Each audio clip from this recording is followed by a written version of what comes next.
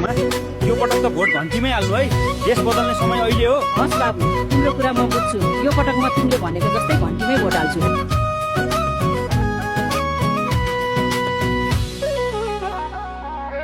Uncle र आन्टीमा vote हाल्नु घन्टीमा।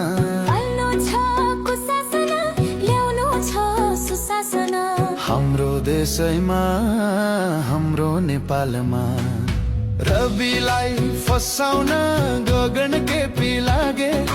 प्रतिशोधको राजनीतिले आफू पनि भागे। झुटा मुद्दा लगाएर दिनु दुःख दिए। कस्तो होला रवि छोरो प्रधानमन्त्री भए। होटल र आन्टीमा भोट हाल्नु घन्टीमा। फाल्नु छ कुशासन, ल्याउनु छ सुशासन।